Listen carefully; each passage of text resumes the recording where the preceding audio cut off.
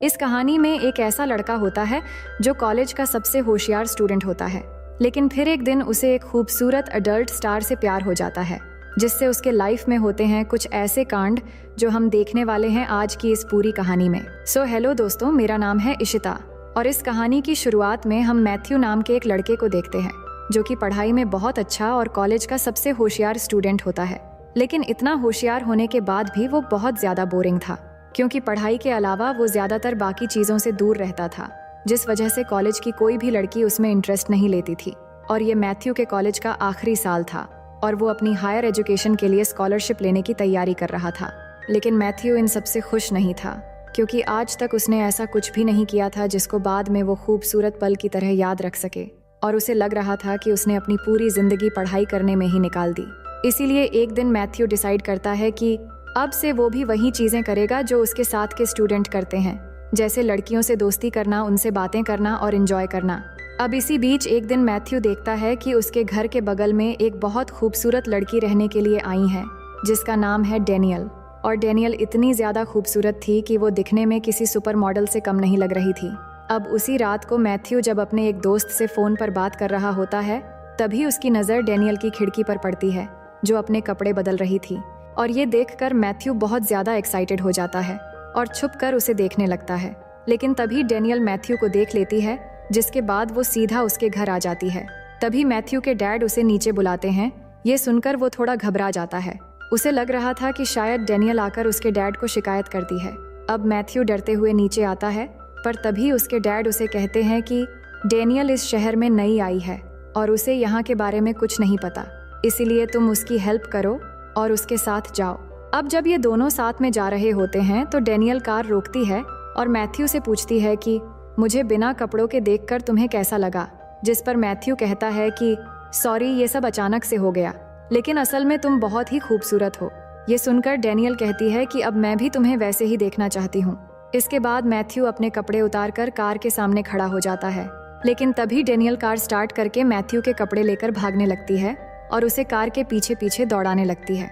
लेकिन थोड़ी ही देर बाद डेनियल वापस आ जाती है और मैथ्यू से कहती है कि मैं तो बस तुम्हारे साथ मजाक कर रही थी। इसके बाद मैथ्यू कार के अंदर आ जाता है और बैठकर दोनों बातें करने लगते हैं, और इस तरह दोनों के बीच में काफी अच्छी दोस्ती हो जाती है। अब अगले दिन हम देखते हैं कि जब मैथ्यू अपने क्लास में होता है तो डेनियल वहाँ पर आकर उसे क्लास के बाहर बुलाती है, जिसके बाद दोनों वहाँ से चले जाते हैं और काफी अच्छे समय एक दूसरे के साथ बिताते हैं। फिर शाम को वो दोनों चुपके से किसी के स्विमिंग पूल में जाकर नहाने लगते हैं और दोनों वहाँ पर एक दूसरे के बहुत करीब आ जाते हैं और किस करने वाले होते हैं। पर तभी मैथ्यू को रियलाइज होता है कि ये पुल तो उसके प्रिंसिपल का है, इसलिए तुरंत दोनों वहाँ से भाग जाते हैं। इसके बाद वहाँ से दोनों मैथ्यू के फ्रेंड की एक पार्टी में जाते हैं, जहाँ पर डेनियल को देखते ही मैथ्यू के सारे दोस्त बिल्कुल फ्लैट हो जाते हैं और वो डेनियल को इम्प्रेस करने की कोशिश में लग जाते हैं। लेकिन इस बार मैथ्यू ने डिसाइड कर लिया था कि वो डेनियल को ही अपना गर्लफ्रेंड बनाएगा, इसलिए वो डेनियल के पास जाता है और सबके सामने उसे किस करने लगता है। अब हम अगले दिन का सीन देखते हैं, जहाँ डेनियल को किस करने के बाद मैथ्यू अंदर ही अंदर बहुत ही खुश हो रहा था।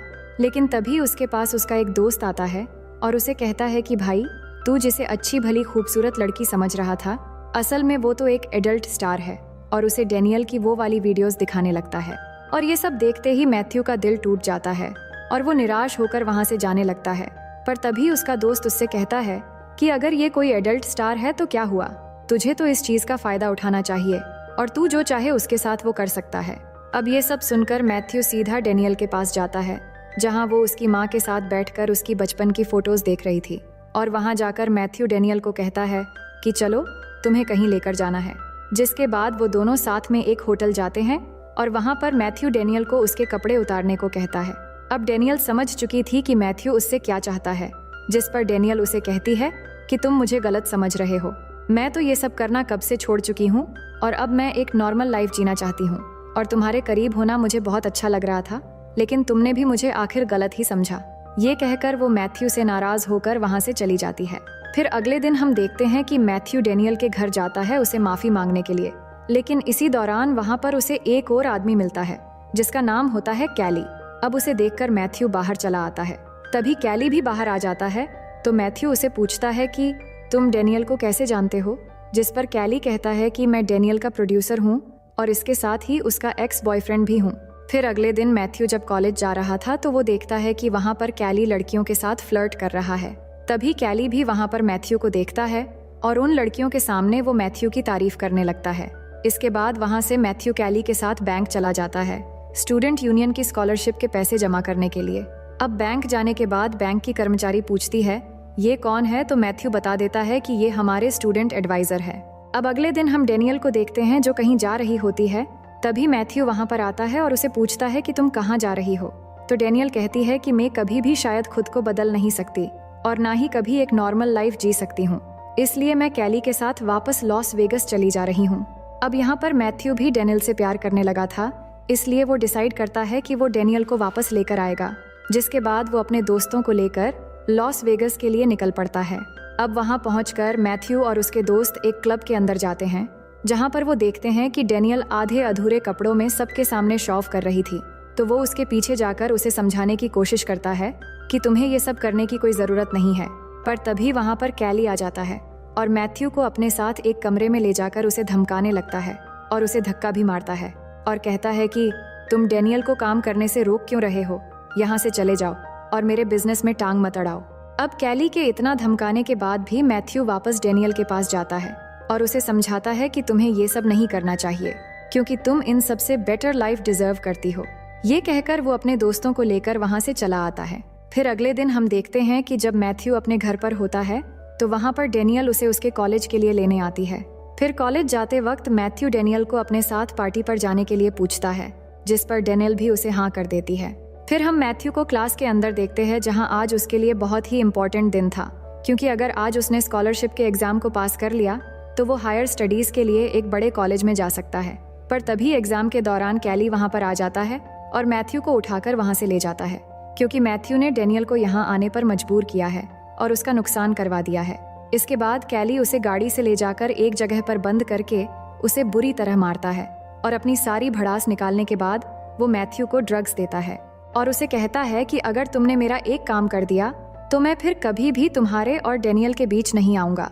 इसके बाद वो मैथ्यू को लेकर मीडी नाम के एक आदमी के घर जाता है और वहाँ से मीडी की ट्रॉफी चुराने को कहता है और उसे घर के अंदर छोड़कर बाहर आकर पुलिस को फोन कर देता है।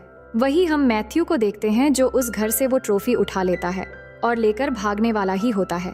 तभी सामने देखता है कि मेडी खड़ा है। ये देखकर वो भागना शुरू कर देता है, लेकिन मेडी मैथ्यू के पीछे अपना एक तोता छोड़ देता है और मैथ्यू उस तोते से बचते हुए घर से बाहर निकलकर भागने लगता है। पर तभी वो देखता है कि सामने से पुलिस आ रही है, तो वो पुलिस से बचते हुए एक जगह छुपकर अपने दोस्त को फोन करता है।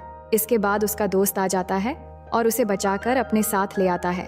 अब अगले सीन में हम देखते हैं कि मैथ्यू और डेनियल कॉलेज में स्कॉलरशिप की स्पीच देने जाते हैं, लेकिन मैथ्यू को वहाँ पर ड्रग्स का नशा चढ़ने लगता है, जिससे वो अजीब अजीब सी हरकतें करने लगता है और फिर स्पीच देने स्टेज पर जाता है तो उसे अपना स्पीच नशे की वजह से अच्छे से दिखाई नहीं देता, तो वो स्क्रिप्ट फेंक देता है और सबके सामने अच्छे से बातें करने लगता है और बिना स्क्रिप्ट के ही बहुत अच्छा स्पीच देता है, जिससे सब उसके लिए तालियां बजाने लगते हैं।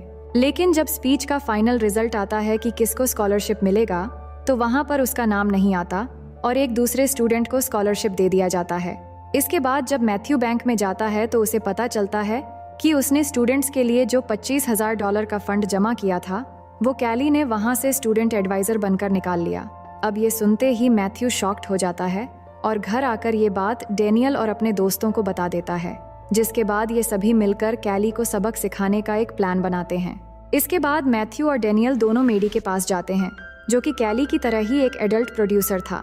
वहाँ जाकर मैथ्यू मेडी को सारी बातें बताता है और उसकी ट्रॉफी भी उसे वापस कर देता है। फिर वो मेडी से कहता है कि अगर आप हमें $25,000 दोगे तो हम आपको दुनिया की सबसे बेस्ट वो वाली वीडियो बनाकर देंगे। अब ये सुनते ही मेडी खुश हो जाता है और वो उनको पैसे देने के लिए तैयार हो जाता है। अब इसके बाद सभी लोग मिलकर वीडियो बनाने में लग जाते हैं, जहाँ पर डेनियल भी अपने कुछ पुराने दोस्तों को बुला लेती है, जो कि उसी की तरह एक एडल्ट स्टार थे। इसके बाद ये लोग प्रॉम पर जाते हैं, जहाँ पर सभी लोग इन्हें ही देख रहे थे।